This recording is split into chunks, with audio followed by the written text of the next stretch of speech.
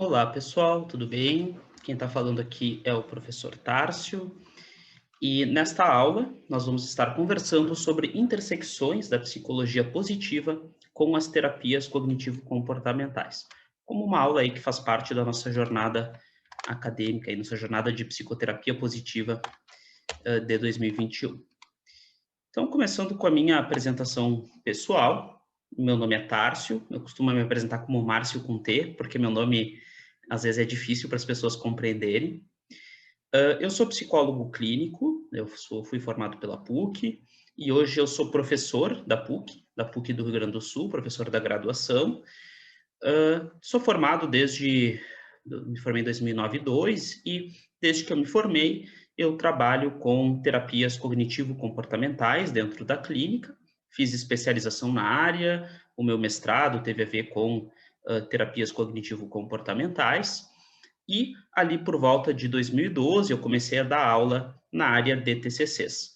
Né? Eu já comecei também a dar supervisões, eu dei supervisão na clínica escola da PUC, né? Eu entrei na PUC em 2014, eu também dei supervisão em algumas outras instituições, como a Weiner, como o INTCC, e fui professor de outras instituições, Weiner, INTCC, CEF, Instituto Fernando Pessoa, IBNeuro de Brasília, entre outros. Então, a minha trajetória ela tem muito a ver, muita proximidade com as terapias cognitivo-comportamentais. Inclusive, hoje na PUC, eu sou coordenador da especialização em terapia cognitivo-comportamental da parceria PUC-UOL EdTech. Mas eu também faço parte do núcleo de psicologia positiva e na minha prática, né, de clínico, na minha prática de professor, de supervisor, eventualmente eu utilizo alguns elementos de psicologia positiva. Então, o que eu queria discutir hoje com vocês é o que as TCCs têm a ver com a psicologia positiva e discutir algumas intersecções de alguns dos principais modelos de terapia cognitivo-comportamental com a psicologia positiva.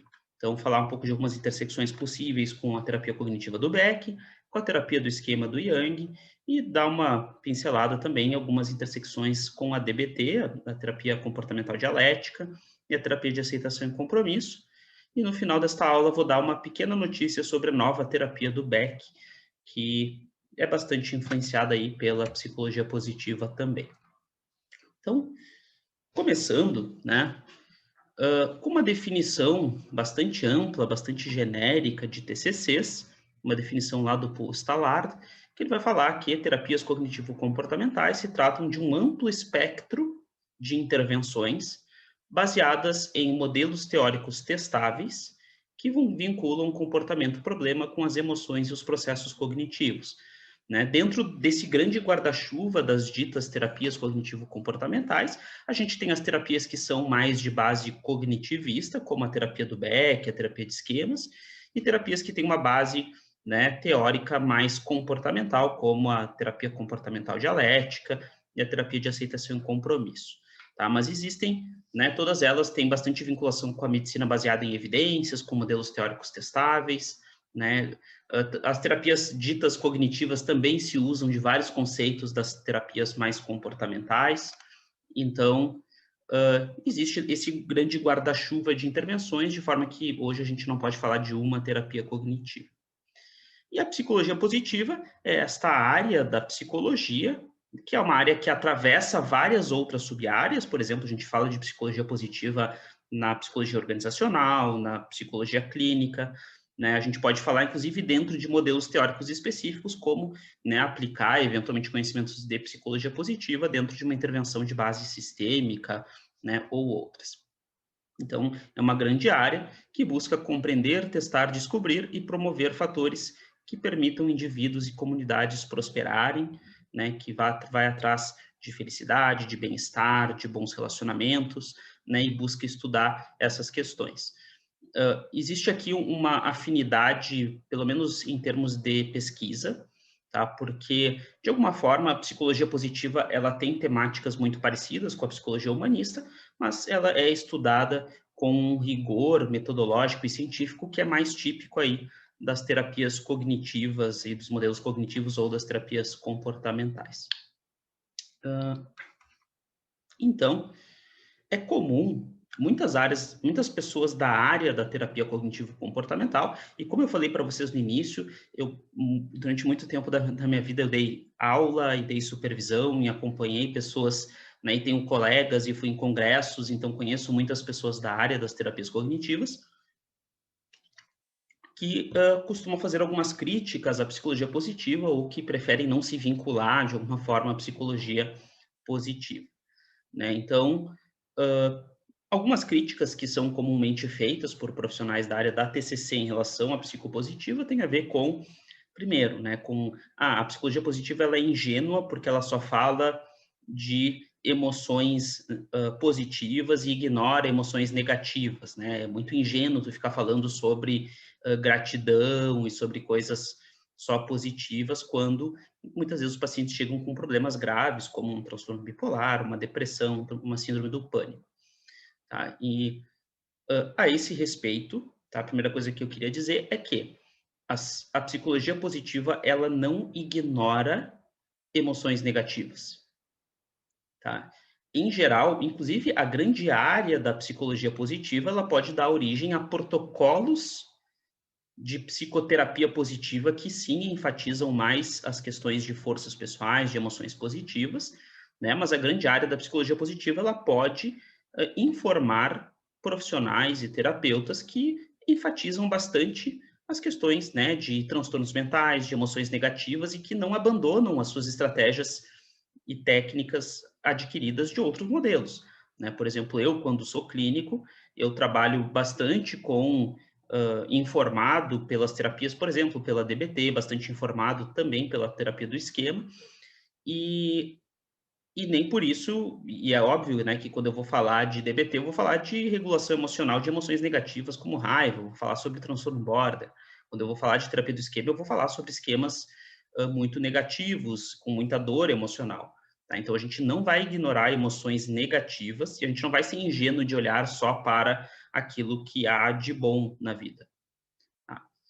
Um segundo mito é que seria só aplicável a pessoas saudáveis, do tipo, olha, eu só vou falar sobre sentido de vida, sobre prosperar, quando a pessoa já está num nível, né, de bem-estar em relação a emoções negativas, tá? E esse mito ele pode ser contribuído, ele vem de diferentes modelos, né? A própria hierarquia de necessidades de Maslow vai dizer que as pessoas vão buscar, né, a autorrealização, coisas de transcendência, só quando elas já têm todas as suas outras necessidades supridas. A gente poderia falar também, eu vou falar um pouco mais depois sobre a DBT, a terapia comportamental dialética, ela tem estágios de tratamento e apenas nos últimos estágios de tratamento é que a gente vai trabalhar com questões relacionadas a aspectos que são mais associados à psicopositiva, como espiritualidade e outros. Então, né, um mito que se tem, uma crítica é que, tá, não vou estudar isso porque isso só é aplicável a pessoas saudáveis, pessoas que estão bem e querem prosperar. E eu espero contrapor isso falando para você sobre a nova terapia do Beck, que na verdade é destinada a casos muito graves e começou sendo trabalhada e desenvolvida no trabalho de dois dos autores com pacientes esquizofrênicos. Tá? E depois eu vou aprofundar essa crítica que ela não é, ou crítica, ou esse mito que não é verdadeiro. Também se vincula muito, assim, muitas pessoas que são da área da psicologia, que são da área da psiquiatria, não gostam de se associar a questões de autoajuda, por achar que, enfim, vão ter ali conhecimentos que não são cientificamente válidos ou que não são sólidos, e ainda que, vamos dizer assim, que as boas autoajudas, os bons livros de autoajuda costumam ser informados pela ciência. Tá? E psicologia positiva não é autoajuda. A psicologia positiva pode informar um livro de autoajuda, assim como existem muitos livros de autoajuda que são informados por terapias cognitivas ou terapias comportamentais. Né? O próprio livro Reinvente Sua Vida, do Jeffrey Young, é um livro de autoajuda altamente embasado pela terapia do esquema. Tá? O que eu posso garantir para vocês é que a psicologia positiva ela tem sim muitos estudos sólidos de base científica sólida. Tanto é que eu me lembro que o primeiro curso que eu fui dar sobre psicologia positiva, lá por volta de 2015, com o professor Leonardo, do NPP também, a gente fez uma lista de referências para embasar os temas que a gente estava falando, e nessa lista de referências a gente tinha ali pelo menos uns 5 artigos publicados na Science. Né? A gente sabe que quando se publica na Science, a gente está falando de uma ciência que é muito rigorosa, que é muito sólida. E aí tem outras pessoas, né? Vai focar só na coisa da gratidão, da gratiluz e etc. E eu acho que eu já tentei tirar esse mito, porque a gente vai enfatizar e vai falar também sobre sofrimento e outras coisas. E um outro aspecto que se discute é uma possível positividade tóxica, né? Que é a ideia de que, eventualmente, eu ficar focando...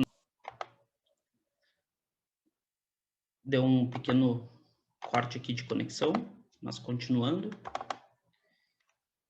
Então, essa ideia, tá, que é uma crítica que foi sendo feita de que poderia levar a uma positividade tóxica, e eu diria que isso também é parte de um desconhecimento da psicologia positiva, porque hoje em dia na psicologia positiva se discute essas questões. Então, quer dizer, quem é bem informado pela psicologia positiva, na verdade, ela inclusive ganha repertório para não entrar numa lógica de positividade tóxica.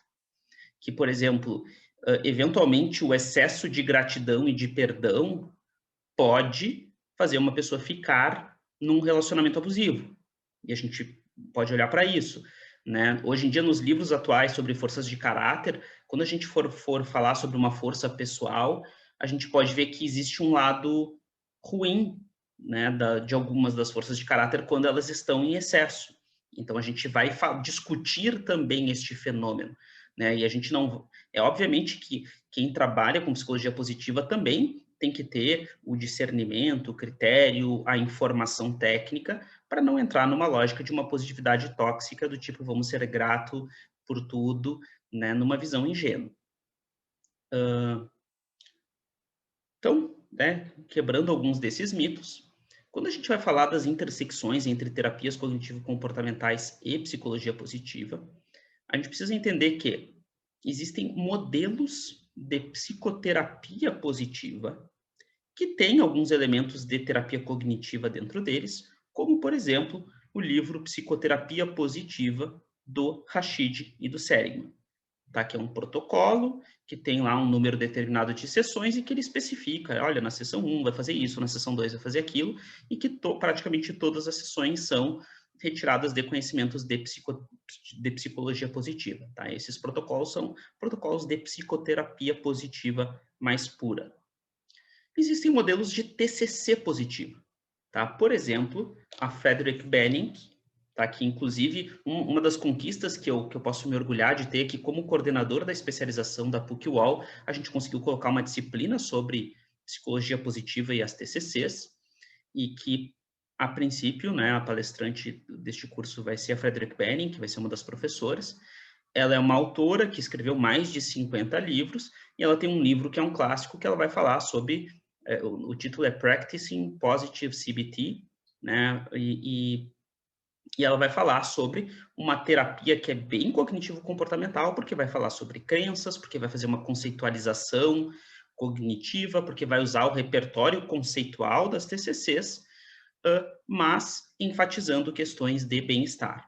Tá? Mas ela é bem uma TCC com vários elementos de psicologia positiva. E outra possibilidade de intersecção, que é o que eu quero aprofundar aqui, é que a gente pode olhar para a psicologia positiva como algo que se integra e se amplia e acaba ampliando alguns dos modelos mais populares das TCCs, quer dizer, que não são protocolos à parte de psicoterapia positiva ou de TCC positiva, mas é eu tentar agregar conhecimentos de psicologia positiva aos modelos de TCCs mais populares. E isso parte de uma ideia, tá, que eu acho fundamental, de que pessoas, por exemplo, que têm um transtorno depressivo maior, pessoas que têm um transtorno de pânico, não querem apenas se livrar dos sintomas. É só pensar na vida de vocês, quando vocês procuram uma terapia, para quem já passou por ansiedade, já passou por depressão, tá? As pessoas também, apesar do seu pânico, elas também querem nas suas vidas achar sentido, né? Ter uma sensação de propósito, ter bons relacionamentos com amigos, relacionamentos amorosos, querem se sentir eficazes naquilo que fazem, querem poder aproveitar a vida e ter um alto índice de bem-estar. E não é automático que melhorando os sintomas de transtornos mentais a pessoa vai adquirir isso. Quer dizer, que é um dos primeiros argumentos lá do Martin Seligman, né, quando ele fundou a psicologia positiva. Ele vai dizer assim, que muitas vezes, o Seligman foi um aluno do Beck, que depois trabalhou junto com o Beck, e que trabalhava com terapia cognitivo-comportamental, e ele via que, quando eu trabalhava com o pânico de uma pessoa dentro de um modelo cognitivo-comportamental, e eu fazia exposição interoceptiva, que é uma técnica muito eficaz para pânico, e eu trabalhava com respiração diafragmática, e eu questionava pensamentos catastróficos do pânico, que essas pessoas muitas vezes tinham uma melhora importante, reduziam a quantidade dos seus ataques de pânico e a intensidade deles, mas que isso não se traduzia necessariamente em ter uma vida com sentido. Isso não se traduzia necessariamente em ter bons relacionamentos amorosos, ou em ter amizades profundas, ou nas pessoas se sentirem mais eficazes, né, de uma forma geral. Isso não necessariamente uma coisa leva a outra. E ele vai dizer o seguinte, que as terapias tradicionais muitas vezes levam a pessoa do menos 40 para o zero, mas que faltaria ali um outro trabalho, né, para ajudar a pessoa a ir do zero para o mais 40. Eu nem gosto muito dessa divisão do menos 40 para o mais 40, porque parte da ideia de que as coisas são unidimensionais, quando na verdade elas não são. Tá? O que tem a ver com o segundo argumento que eu quero dar para vocês, de que também não é automático que quem tem alguma psicopatologia não possa ter essas vivências.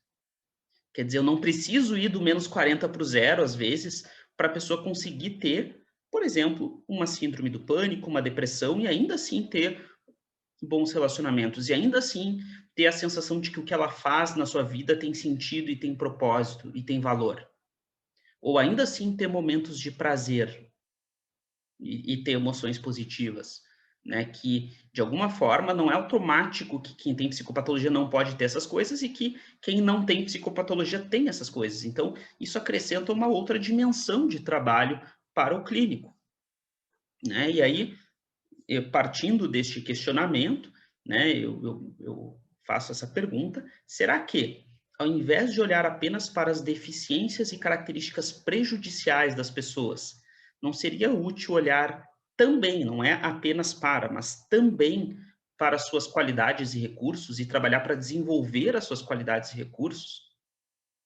Para desenvolver, promover, identificar, viver uma vida que seja mais alinhada com isso?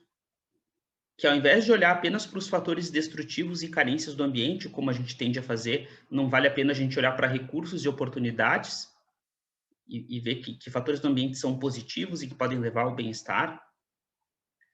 E aí fica uma pergunta que foi uma coisa que eu me dei conta, porque quando eu me formei na minha graduação da PUC, eu fiz uma especialização em terapia cognitivo-comportamental. Eu nunca tinha escutado falar sobre psicologia positiva. Felizmente isso tem mudado, as pessoas têm se informado mais, eu, como professor da graduação, acabo falando também sobre isso. Hoje, nos currículos de graduação da PUC, temos algumas aulas sobre o assunto, por exemplo. Eu nunca tinha estudado nada sobre felicidade, sobre bem-estar, sobre sentido, sobre pesquisas de pessoas que se dizem muito felizes, sobre resiliência. Resiliência talvez eu já tinha estudado alguma coisa. E eu também, nas minhas conceitualizações, quando eu ia supervisionar um caso, tá? Eu como clínico também, muitas vezes fui buscar supervisão, eu não tinha na minha conceitualização ou na minha avaliação perguntas como quais são, né? Quando que o meu paciente está no meu melhor? Quais são as forças positivas do meu paciente? Tá? E aí eu faço essa pergunta, muitas vezes para quem já trabalha com TCC, que é um pouco o foco aí dessa aula, para quem, né, de certa forma já tem alguma noção de TCCs, além de saber quais são os esquemas ou de que forma o ESAFlex da terapia de aceitação e compromisso se relaciona com o seu paciente, né? Vocês sabem quais são as aspirações do paciente para o futuro, né? Sabe quando ele está no melhor dele? Qual é aquele momento em que ele se sente energizado, em que ele se sente usando as suas forças e as suas capacidades? Sabe quais são as qualidades, quais são os valores, quais são o repertório dele para ter relacionamentos íntimos para ser eficaz em relacionamentos, não eficaz só para lidar com a parte negativa dos relacionamentos, mas eficaz para expressar as coisas positivas de um relacionamento. E isso deveria fazer parte, porque isso faz parte da vida também. Tá? Então, dentro desta lógica, que intersecções a gente pode enxergar com o modelo do Beck? Então, o modelo padrão do Beck, e que uma das sínteses, das melhores sínteses que nós temos sobre isso é o livro da Judith Beck, o Terapia Cognitiva, Teoria e Prática. Ele tem um modelinho, né, de conceitualização cognitiva que trabalha com crenças centrais, crenças intermediárias, estratégias compensatórias e pensamentos automáticos. Quando a gente está falando sobre crenças que o paciente tem sobre si, essas crenças, por exemplo, uma crença central, a pessoa pode ter uma crença central de, por exemplo, eu não tenho valor. Ou uma crença central de eu sou insuficiente, eu sou ineficaz, eu sou burro. Né? Então, são alguns exemplos de crenças, de coisas que a pessoa acredita sobre ela mesma. E quando a gente está trabalhando com o questionamento de crenças, tá? A gente pode trabalhar, por exemplo, buscando evidências de que talvez ela não seja sempre insuficiente, não seja sempre burra, né? Não seja sempre sem valor, ou não seja sem valor para várias outras pessoas, mas a gente também pode trabalhar na instauração de crenças positivas. E quando eu faço um trabalho com forças de caráter, tá? E aqui a psicologia positiva é famosa pelo seu trabalho em forças de caráter, tem questionários que ajudam as pessoas a identificar suas forças de caráter, a ampliar, aplicar elas, né? A pessoa, ela pode ter uma crença de, por exemplo, eu sou uma pessoa criativa, ou eu sou um bom líder, ou eu sou uma pessoa honesta, ou eu sei trabalhar bem em equipe. Quer dizer, quando a pessoa começa a falar sobre o assunto, a trabalhar em terapia, e aí existe todo um livro, né, do Niemiec, eu não sei se é assim que se fala o nome dele, que o nome do livro é Intervenções em Forças de Caráter, que busca identificar e ampliar e promover e fazer a pessoa se adonar das suas forças de caráter. E isso muda crenças, porque ela não está falando, né, ela não tem mais só a crença de eu não tenho valor. Na verdade, ela começa a, inclusive, quebrar essa crença de eu não tenho valor quando ela se percebe como alguém honesto, quando ela se percebe com alguém que tem uma força de criatividade, de liderança, né? Quando ela é uma pessoa justa. E, então, identificar e aplicar essas forças de caráter, isso muda crenças, porque crenças são é aquilo que a pessoa acredita sobre si. E aí ela começa a criar outras categorias e outros rótulos e se adonar dessas coisas. E ao se adonar, inclusive, faz parte desse trabalho de intervenções em forças de caráter, começar a usar isso mais no seu dia a dia. A escolher na sua profissão, por exemplo, áreas de atuação que vão a favor das suas forças de caráter. O que ajuda a quebrar estratégias compensatórias inadequadas e muda crenças, né? A pessoa começa a trabalhar, a ter crenças sobre si mais positivas. A psicologia positiva também tem muito trabalho sobre esperança e otimismo. E aqui o Martin Seligman, que é o pai fundador da psicologia positiva, ele trabalhou bastante tempo com otimismo. Né? Ele tem um livro chamado A Criança Otimista. No manual de psicoterapia positiva, que escrito por Rashid Seligman, tem um capítulo, que é uma das sessões do protocolo de terapia, que é para falar sobre esperança e otimismo. E se a gente for pensar em esperança e otimismo, qual é a tríade cognitiva do Beck? Ele vai enfatizar o seguinte: a gente precisa olhar para a visão de si que os pacientes têm, para a visão de futuro e para a visão dos outros e do mundo. E quando a gente está falando de esperança e otimismo, a gente está criando crenças, né, ajudando a pessoa a ter pensamentos positivos sobre o futuro. E quando a gente fala de forças de caráter, sobre ela mesma.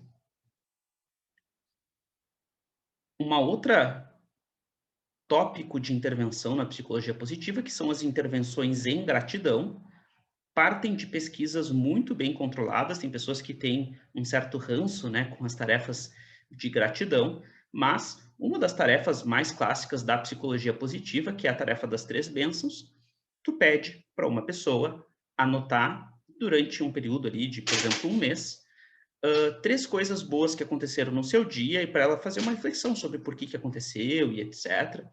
Então, por exemplo, né, eu poderia dizer que do meu dia, uma coisa positiva foi que eu tive um atendimento que eu gostei muito, que eu pude tomar café da manhã com a minha mãe hoje, né, e aí eu pararia para refletir sobre isso, e que eu tive um tempo hoje que eu consegui fazer um exercício físico, eu estou conseguindo manter uma rotina de exercícios físicos, isso é uma coisa bacana pela qual eu sou grato. E o que a gente tem de evidência sobre isso? Tá? Que quando as pessoas fazem um esforço ativo de procurar coisas pelas quais ela é grata, ela também está imbuindo sentido no seu dia a dia. Aquilo que passaria batido, por exemplo, o tomar o café com a mãe, começa a ser imbuído de um sentido de gratidão. Então, a gente não está olhando só para os pensamentos automáticos, que é o significado, o que é pensamento automático, né? O significado que a pessoa está dando para suas experiências no seu dia a dia. E quando a gente faz um diário de gratidão, a gente está imbuindo as experiências do dia a dia da pessoa de uma sensação positiva, de gratidão.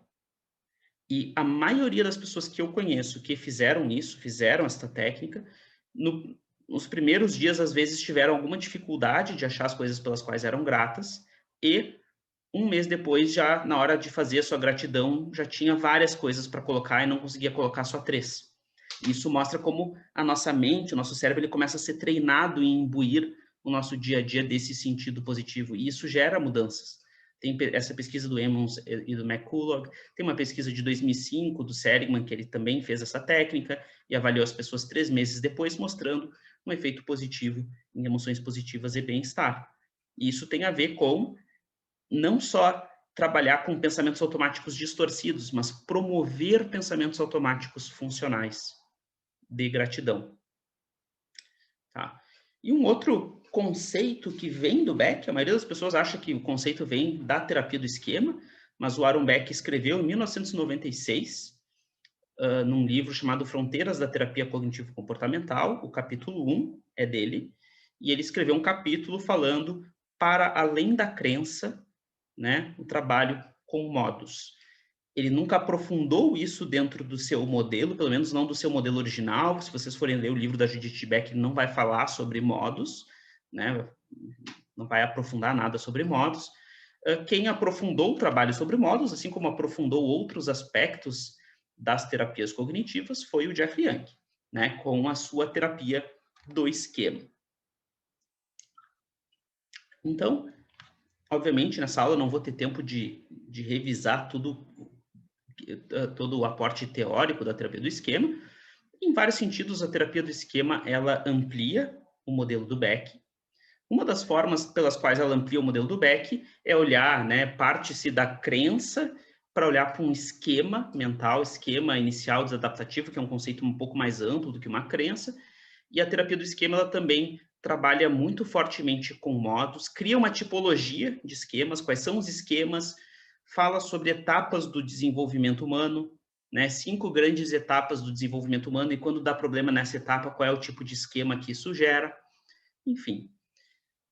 Dentro dessa tipologia, tá? Uma das coisas que o Jeffrey Young fez foi não só falar que as pessoas têm crenças distorcidas, mas ele criou os tipos de crenças e aonde esses tipos de crenças tendem a aparecer. Eu estava gravando e deu um pequeno problema técnico, mas continuando o assunto.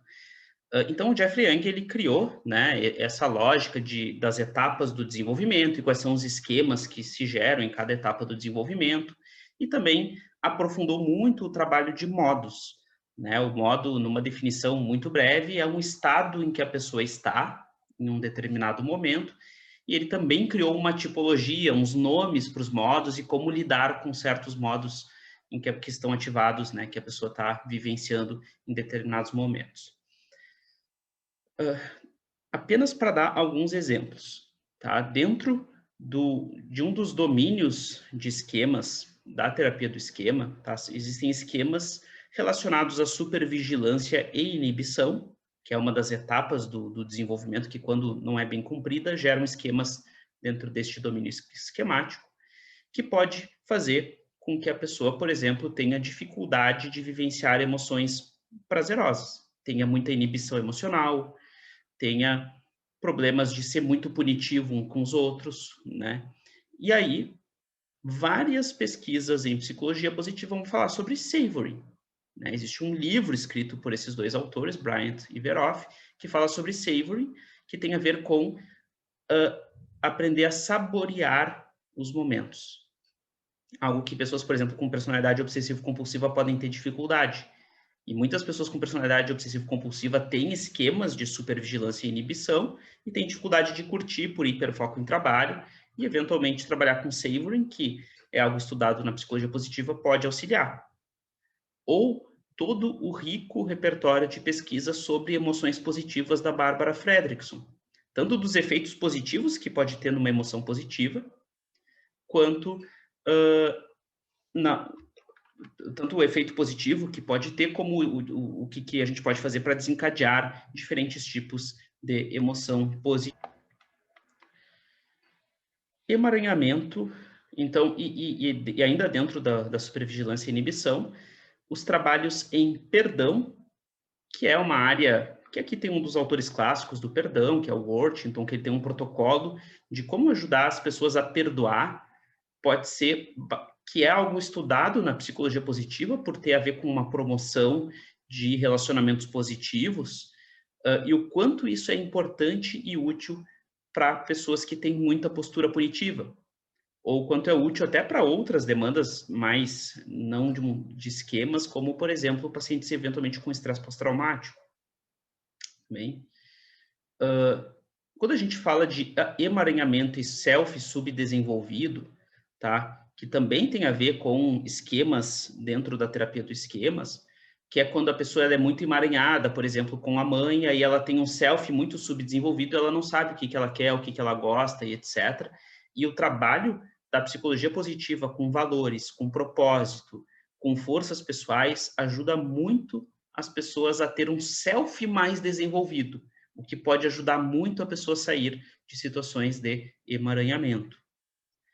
Por outro lado, quando a gente está falando de esquemas de defectividade, pessoas que se sentem muito defeituosas, e que isso gera questões de ansiedade social, inibição, né, emocional em alguns contextos, pessoas que têm muita vergonha, pessoas que têm muita desconfiança, tem todo o trabalho da Brené Brown, que hoje viralizou, né? A maioria das pessoas conhece, mas que também tem a ver com, também é estudado e falado em psicologia positiva, sobre a importância de se vulnerabilizar, de ter coragem em vários contextos.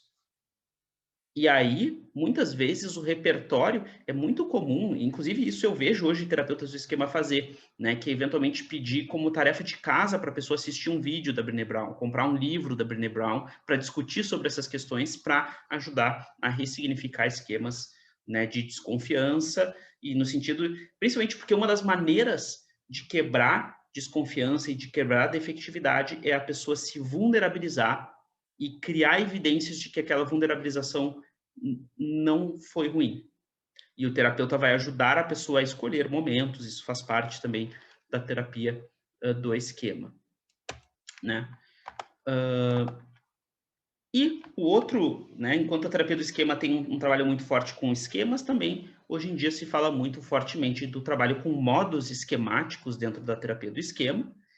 E aqui, tá, eu posso começar falando do modus pais críticos, que é um dos modos que a gente deve combater nos nossos pacientes, e boa parte da terapia do esquema trabalha com essa lógica de combater, de se distanciar do modo pais críticos, que tem a ver com momentos em que a pessoa fica excessivamente autocrítica e autopunitiva e muito dura consigo.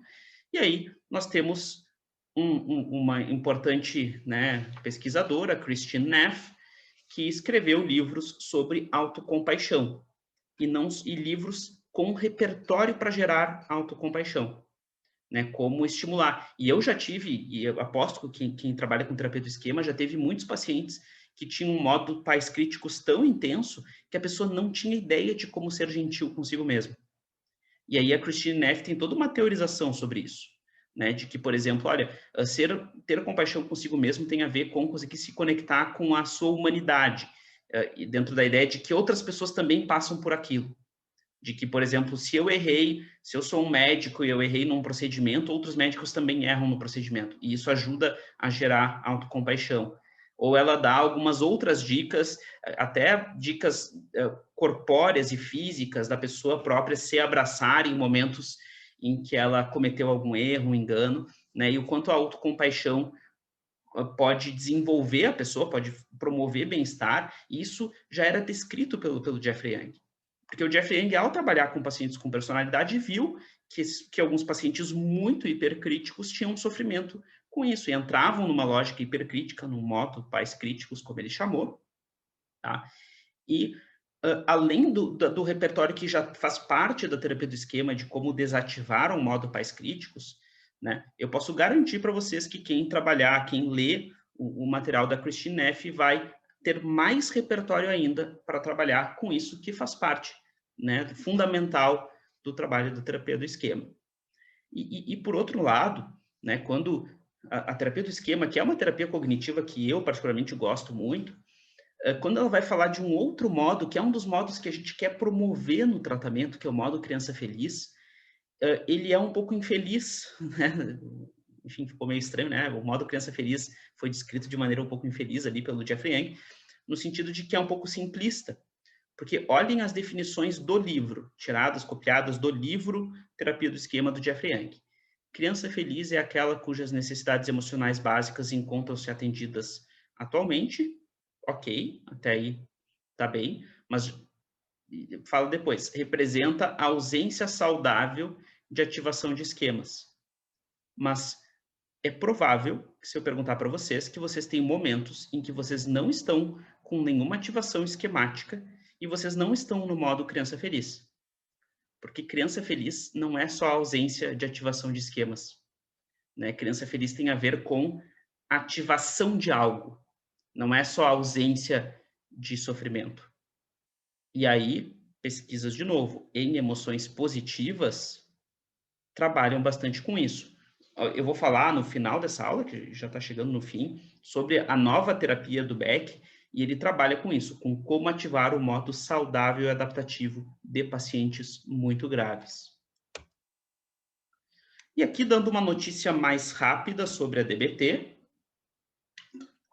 mesmo para quem trabalha com DBT estrita e eventualmente não quer trabalhar com elementos de psicologia positiva nos primeiros estágios de tratamento, a gente não pode ignorar que dos 4 estágios de tratamento da DBT, o estágio 3 fala sobre viver a vida, confiar em si mesmo, alcançar objetivos pessoais, e o estágio 4 trabalha com questões de propósito e espiritualidade, temas muito aprofundados em literatura de psicologia positiva, mais do que nos livros de DBT.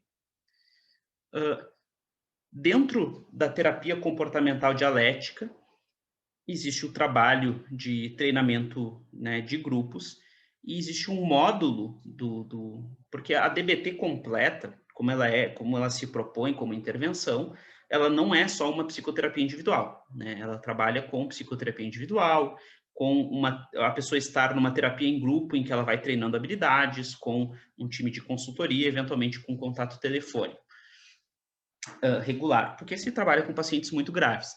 E neste grupo de treinamento de habilidades, as habilidades que está se querendo treinar repertório com pacientes que têm transtorno border, entre as habilidades, tem habilidades de efetividade em relacionamentos interpessoais. E tem várias técnicas muito, muito eficazes para efetividade de relacionamentos interpessoais no manual da DBT, sobre como comunicar situações difíceis, como comunicar discordância, como, né, e todo um repertório que é treinado e é muito rico trabalhar isso com o paciente, e muito útil trabalhar isso com o paciente. Mas eu quero ir um pouco mais longe, porque a DBT ela foca bastante na efetividade em relacionamentos interpessoais, principalmente quando existem situações ou emoções negativas envolvidas. Mas, para a gente ser efetivo em relacionamentos interpessoais, pensem comigo, pensem nos amigos próximos ou um relacionamento amoroso de vocês, né? Um relacionamento afetivo, efetivo, ele não envolve só uma maneira eficaz de lidar com certos aspectos disfuncionais, de fazer valer os seus direitos e etc. Ele envolve empatia, altruísmo, gratidão. Como é bom conviver com pessoas gratas. né? Quando eu tenho um amigo que qualquer coisinha que eu faço para ele, ele super agradece e ele expressa essa gratidão. Vocês não concordam comigo que isso gera proximidade de relacionamento? Que isso gera conexão de relacionamento? Ou, dentro de relacionamentos amorosos, e existe uma área da psicologia positiva que fala sobre relacionamentos positivos, a importância de responder com interesse quando alguém fala com a gente, né? E quanto isso é importante, é dar atenção, responder com interesse. Se eu tenho lá sei lá, uma namorada, namorado, e que quis me mostrar alguma coisa no celular, eu mostrar aquilo com interesse, etc., o quanto isso constrói uma relação bacana, né? O quanto elogiar faz parte, saber elogiar, né? E ter uma cultura de apreciação mútua também faz parte de efetividade em relacionamentos interpessoais.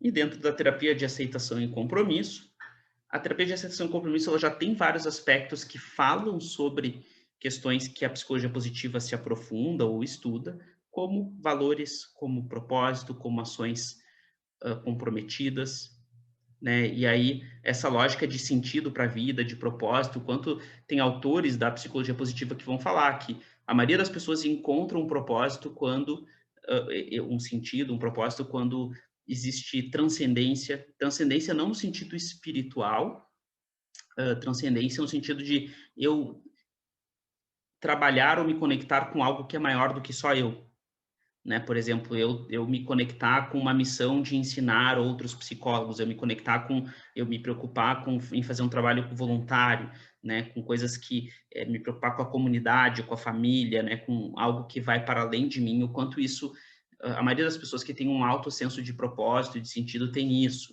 né? O quanto tem a ver com valor, com eficácia, com a justificativa do propósito, existe todo um trabalho de passo a passo na psicologia positiva para tentar fomentar e fazer a pessoa ter maior clareza sobre isso, que é um trabalho que faz parte da ACT, mas que é pouco descrito nos livros de ACT, né? E aqui, de novo, o repertório da psicopositiva pode ampliar, né, o repertório do terapeuta que trabalha com ACT. E eu acho curioso também que um dos protocolos mais antigos e mais eficazes para a depressão, que é o protocolo de ativação comportamental, um modelo bastante skinneriano, né, que trabalha com a lógica de, com pacientes em depressão, buscar a pessoa com que ela tenha mais atividades que dão prazer e que são reforçadoras positivas. E existe uma área, né, de emoções positivas estudada pela psicologia positiva que ajuda a identificar situações que a maioria das pessoas relata ter emoções positivas e que poderiam ser úteis aí para ativação comportamental. Para terminar esta aula, eu queria dar uma breve notícia de uma coisa que é super nova, porque é um livro lançado em 2021, que é a terapia cognitiva, o modelo mais atual, o livro mais atual do Aaron Beck. Ele não substitui os livros e modelos anteriores, né? Mas de alguma forma ele propõe um modelo um pouco diferente para lidar com algumas demandas.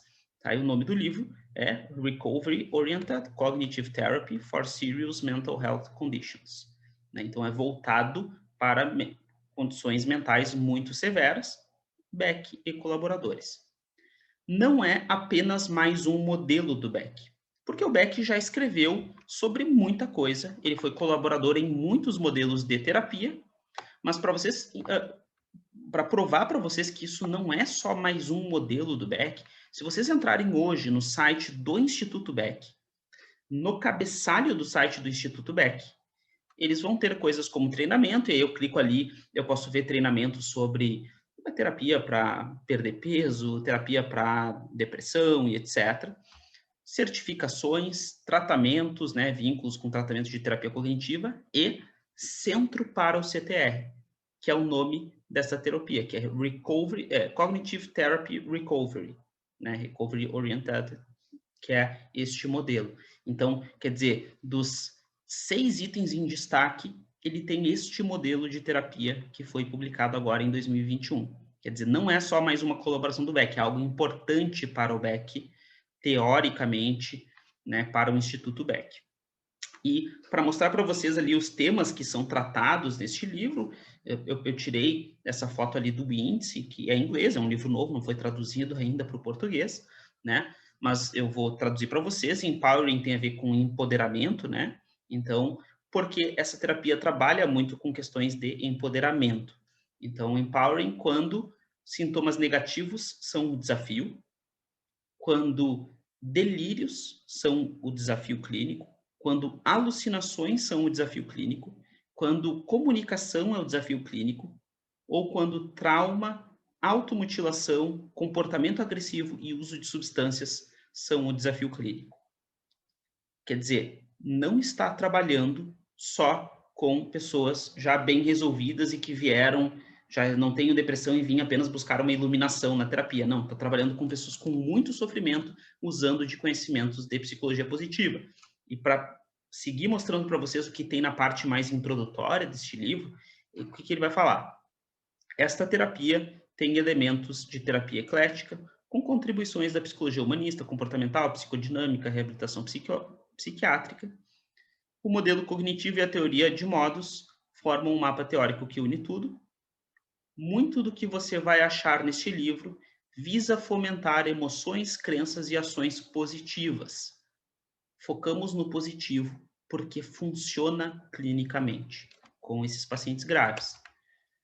E aí ele começa discutindo já nos primeiros capítulos o quanto isso aqui é um tratamento que é menos less appealing, né? Que de alguma forma não é tão útil, não é tão atrativo, que é um tratamento que enfatiza muito no doença mental e no cuidado profissional e enfatiza pouco questões como educação, espiritualidade, família, trabalho, relacionamentos, comunidade, e o quanto um trabalho more appealing, mais, né, mais válido, enfim, que envolve um equilíbrio entre essas coisas, entre falar sobre a doença mental, o tratamento medicamentoso para a pessoa com esquizofrenia e os seus sintomas, mas também sobre educação espiritual, conexões sociais, relacionamentos e outros. E aí, para mostrar alguns outros trechos, para seguir o meu argumento de o quanto a psicologia positiva ela informa este novo tratamento do Beck. Para eles, recovery means recovery of the individual. O que ele está dizendo? Recuperação significa recuperação dos seguintes aspectos do indivíduo: interesses, capacidades, aspirações, capacidade de resolver problemas, capacidade de se comunicar de forma efetiva e resiliência. Os 6 temas são estudados pela psicologia positiva. Tá? E aí, no meio do texto, ele ainda segue. Olha, na CTR, recuperação é definida de uma forma ampla em termos da pessoa se conectar ou se reconectar com outras pessoas e com valores que dirijam a sua vida e a vida que eles gostariam de estar vivendo. Né? Existem certas necessidades humanas básicas que parecem estar por trás, né, enfim, das esperanças e aspirações das pessoas e que levam a bem-estar. Conexão, confiança, esperança, eu falei sobre otimismo e esperança, né? Propósito e empoderamento. E para terminar, só para dar uma curiosidade sobre este modelo aí novo do Beck, né? Eles têm essa flecha que vai falar sobre vários dos processos terapêuticos que são trabalhados na CTR, e tem várias coisas que o Beck vai dizer, e Beck e colaboradores vão dizer no livro, né, que muitas das coisas que trabalham com as primeiras etapas do tratamento não são a nossa terapia pela fala padrão, tá? Que envolve, mas trabalha com modos, como acessar modos adaptativos do paciente e energizar, e aí tem várias técnicas de conexão, de como ajudar a conectar o paciente com o seu modo adaptativo e saudável, e não desconectar do não saudável, e sim conectar com o saudável. E aí desenvolver, e aí trabalho com esperança, e atualizar e reforçar trabalhos com propósito e resiliência. Né? Então, muito influenciado pela psicologia positiva, ele próprio descreve no livro que foi muito influenciado pela psicologia positiva. Concluindo, hoje em dia, a PP pode prover conhecimento e repertório rico para o terapeuta cognitivo comportamental, o que não significa abandonar toda a riqueza das TCCs em lidar com os aspectos negativos da vida. E para terminar aqui, né, o nosso recente aniversariante, Saron Beck, fez 100 anos há pouco tempo atrás, eu, Martin Seligman, né, trabalhando juntos como muitas vezes eles fizeram. Bem, pessoal, obrigado pela atenção, né, e pela participação de vocês. Qualquer dúvida, outra coisa, né, entre em contato aí comigo.